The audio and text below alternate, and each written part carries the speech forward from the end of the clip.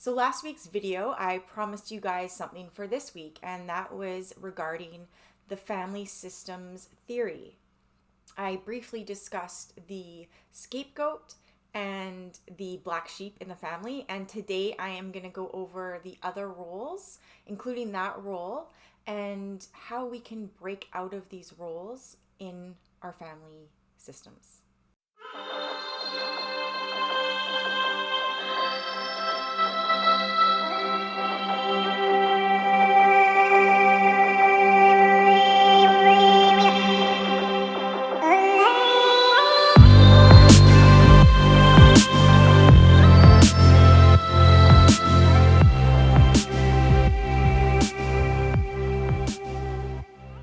So I first learned about family systems back in 2015 when I was in my social work program. This class, Family Systems, which is a class of psychology and learning about your own family system, helped me so much. I've always been the type of person that loves psychology, and when I can learn more about myself and the different roles I've played and different parts of my personality, it's so much fun for me. So I hope you have fun learning this too. So we all play roles in our family. Everybody has a role, and some of these roles are very positive and some can be a little bit dysfunctional. So the more that you are invested and enmeshed within the role that you play within your family unit, the harder it is to get out of that role.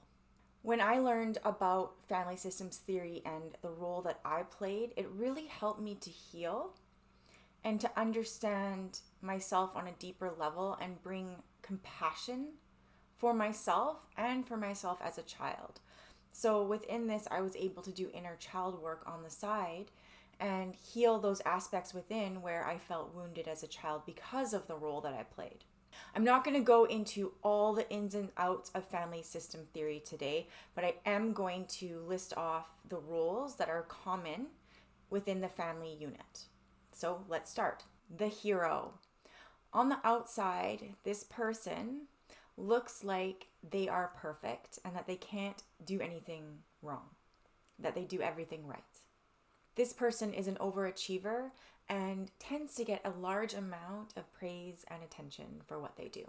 But on the inside, the hero has an immense amount of fear of failure, and they become attached to how they are viewed at what they accomplish. Somebody can become a perfectionist within this role, needing to constantly prove themselves to themselves and others through what they accomplish. They don't want to let the family down and feel that they need to live up to this role of perfectionism. And because they play this role within the family unit, the family will have unconscious expectations on that child. So the child will feel like they are very controlled within and not in control of their life. So there's nothing wrong with accomplishing things and having a drive and working hard. But the dysfunction comes within this aspect of the hero when somebody depends their happiness and their self-worth fully on success. Pressure amounts for them to be the face of the family, constantly being the honor roll student, the valedictorian, and such.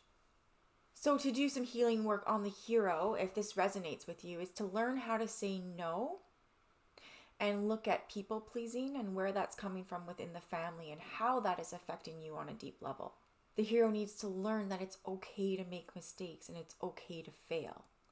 And when the hero can understand this and learn this, there'll be less pressure put on themselves. The scapegoat, or the black sheep. This was the role I played in my family. So the black sheep or the scapegoat tends to be the truth speaker in the family. The black sheep tends to get blamed for a lot of the issues within the family unit. The scapegoat is the opposite of the hero, and they are seen as the problem in the family. His or her behavior is seen as never good enough, or that they are bad or making bad decisions. The scapegoat tends to be more impulsive and angry. And I can relate to this. I was quite angry growing up, and that lasted into my 20s. Although it looks like anger on the outside, the scapegoat actually carries a lot of hurt, shame, and rejection. The scapegoat has little motivation to succeed because they already feel like a failure. So whatever the dysfunction is within the family unit, usually the scapegoat tends to be the truth teller of the family and brings those things out. And then the scapegoat will get wrongly blamed for the family's dysfunction.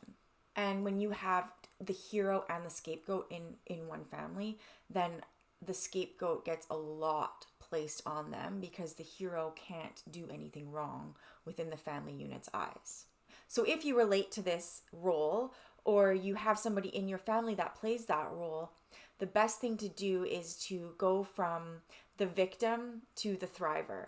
And I feel that that's what I did within my life, and that's where I did a lot of healing on this aspect, and where I had a lot of hurt from my childhood. My parents were great parents. It's just something that unconsciously happens within the family. So it's about changing the black and white thinking from I am good or I am bad, and changing it to I am good enough. It's a balanced perspective of self.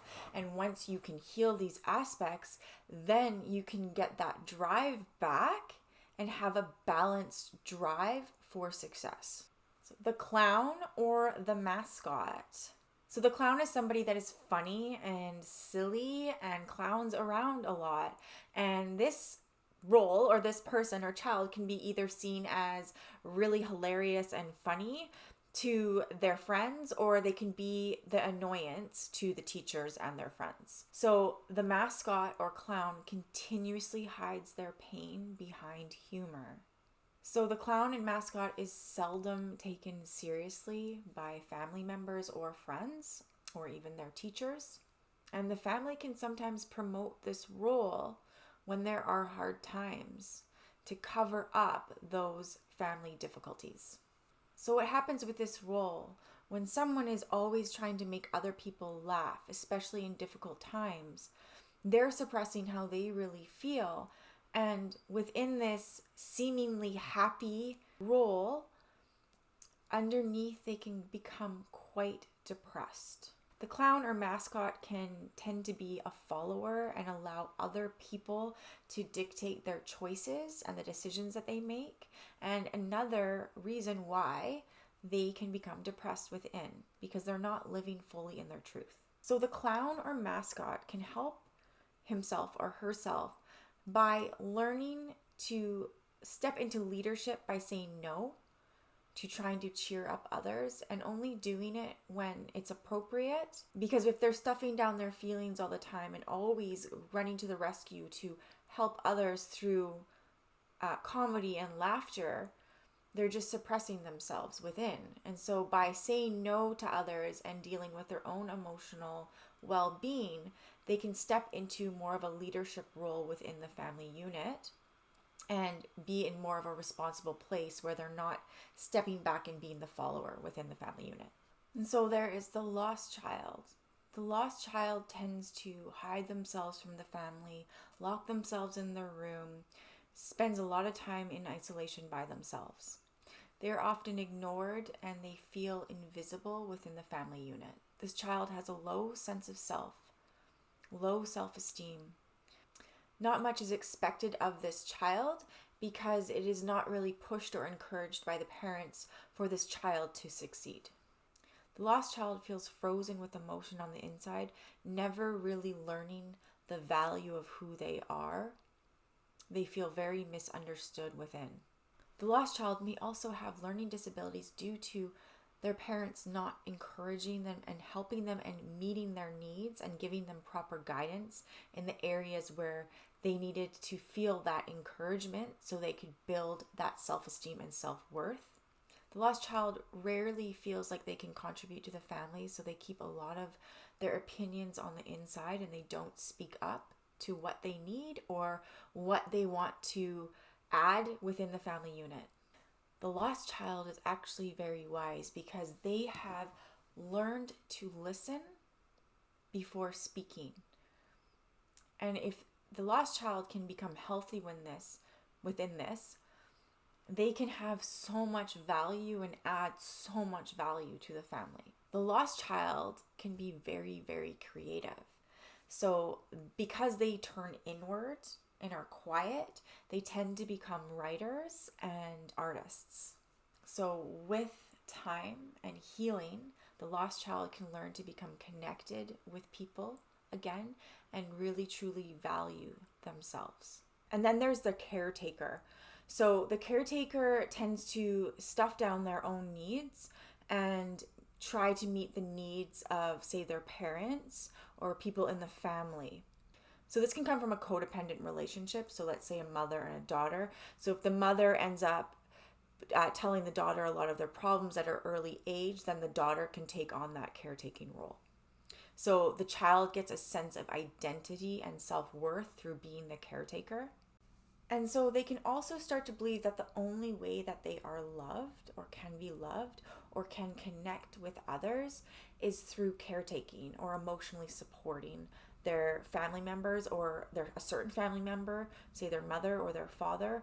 And then this will fall out into the world and their relationships within the world. So a lot of times, even within their friendships, they'll end up becoming the caretaker within that friendship.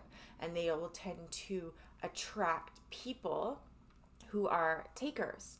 And because they are a giver, and it's done on an unconscious level energetically, but a lot of times they will not attract givers.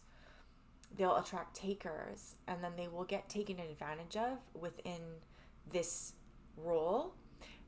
Once you are able to heal this and see the driving forces of why you are a caretaker, where this came from, and of course it starts in childhood. And so when we can heal this aspect and heal this wound within, of feeling like the only way we can connect with others is through caretaking, then we can start to see our value beyond doing things for others. So there are a few more roles. It just depends on what you're looking at, but I just wanted to go over those 5 today. And it also might bring up some pain for you as well, especially if you were in one of the 5 roles that I described today. But there's nothing wrong with feeling that pain. That means that there's a space for you to heal within. And I'm excited for you to take a look within and see what you can truly unfold.